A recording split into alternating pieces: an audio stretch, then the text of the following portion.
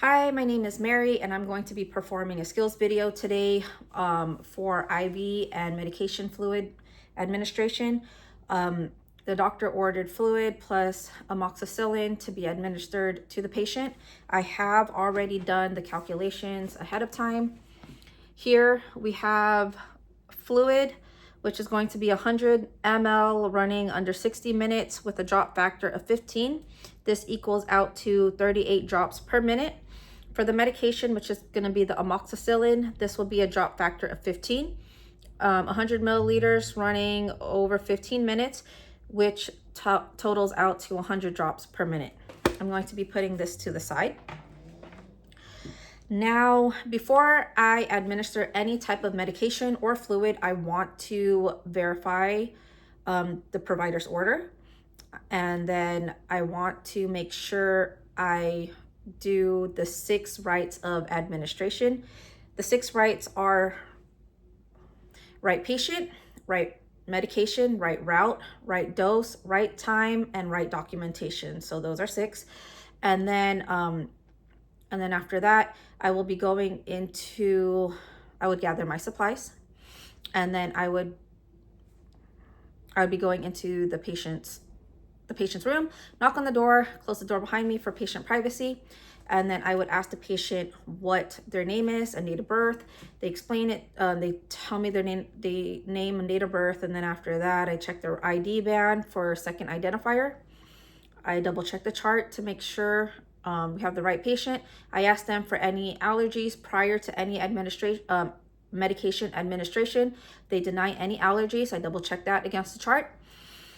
And then we are good to go. So from there, I do my hand hygiene. Okay, washed my hands. I put on my gloves. And then I have all my supplies already in the room.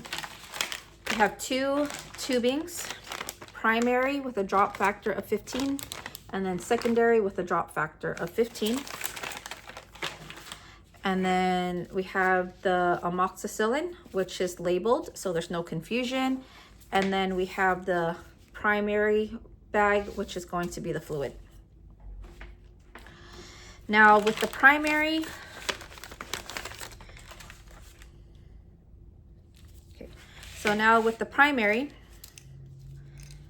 what we have here is going to be the spike. I have the cap on to keep it sterile. I will not remove the cap until I actually insert it into the bag.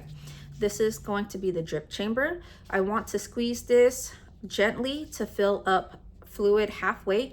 This is also going to be where the drops come, so that's going to be the drip factor, and that's where I will count. We have the chamber here. Right now it's fully down, means it's off. There's no fluid flow. Once I move it up, that is where fluid will start coming all the way down. So I will regulate it to control the amount of drips that come from here.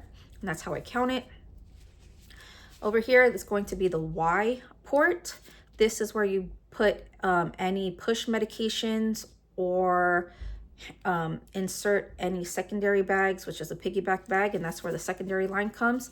And over here is going to be the adapter. This is the one that I will be inserting into the patient. So that's for the primary. Now moving over to the secondary tubing, it's pretty much all the same. It's just no Y port. So we still have the spike, the drip chamber, we have the clamp. Did I say that this was a drip chamber? This is also a roller clamp. Okay, I think I'm going a little too ahead of myself. So this is going to be the clamp, and then this adapter will be going into that Y port from the primary. All right, let's get everything ready there. Now for the primary tubing, for the primary bag, I'm going to, let me see, for the primary bag, I am going to remove the cap here. And where did it go? Oops. remove the cap there, and then I'm also going to remove the cap on the spike. And then I'm going to insert it all the way in. Oh my gosh. And I want to make sure that the clamp is all the way down. So perfect.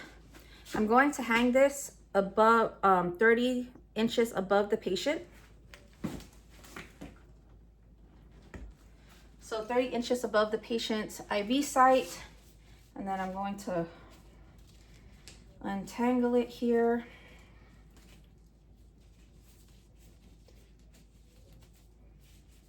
My goodness gracious. Come on.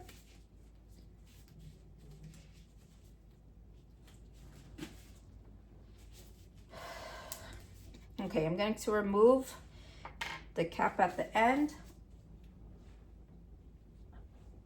I'm going to squeeze this gently to allow the chamber to fill up halfway.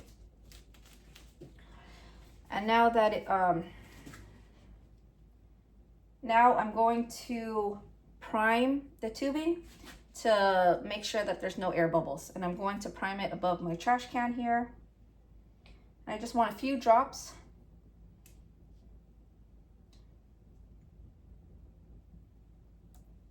Okay.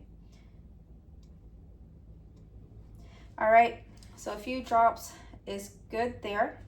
Now I'm going to regulate it so I can count 38 drops per minute. And I'm going to count it for a whole minute above my trash can.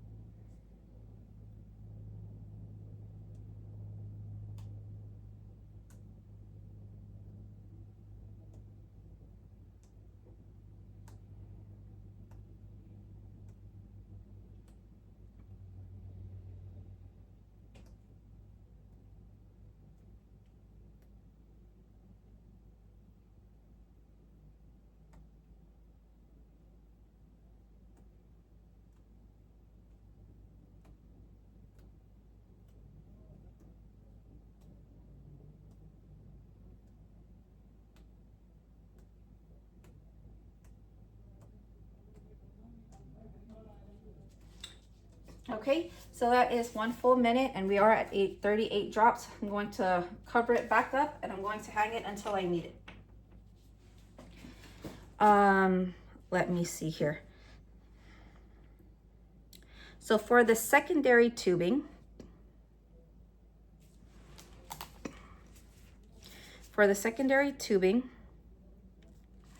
I am going to pretty much do the same thing, but for the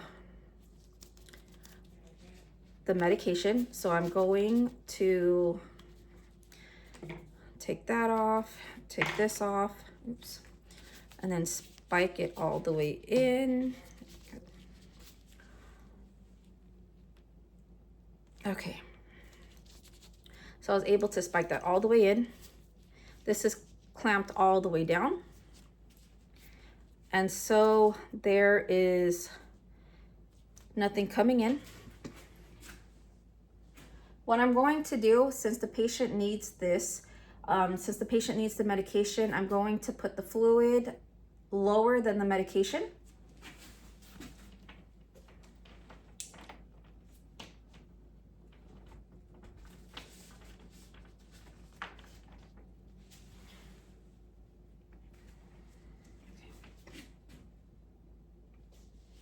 And then take the cap off.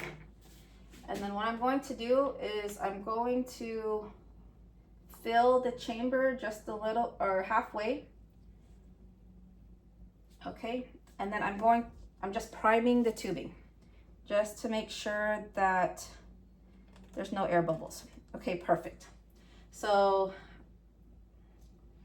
this part is already primed. What I'm going to do before I start counting the drip rate of 100, I am going to get the white port I have an alcohol pad here. I'm going to be cleaning the alcohol pad. I'm going to use the alcohol pad to clean the Y port. I'm going to let it dry. The fluid currently is held, and it will be held for the minute. So that is dry. I'm going to connect the secondary line to the Y port. Okay, so everything is connected now. Can you see? All right, so at this time, I'm going to take off the cap. At this time, I will be connecting it to my patient, and I will start counting the drip rate of 100.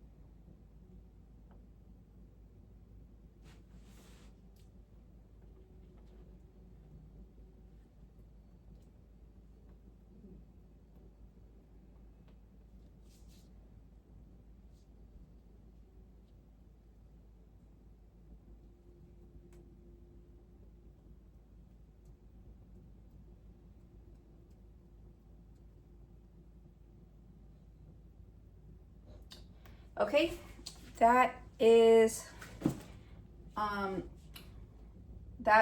fully 100 drops per minute. So I'm going to put the fluid back to where it was at 38 drops per minute, with the amoxicillin at being 100 drops per minute.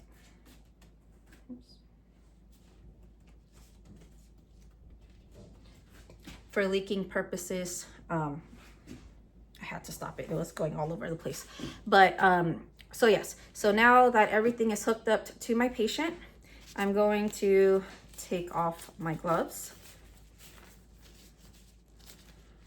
I'm going to perform hand hygiene. And then I'm going to clean up. I will make sure that my patient has a call light within reach. I checked on the patient. The patient's doing fine. There's no signs of infiltration or irritation. And the patient has no questions. And that's it.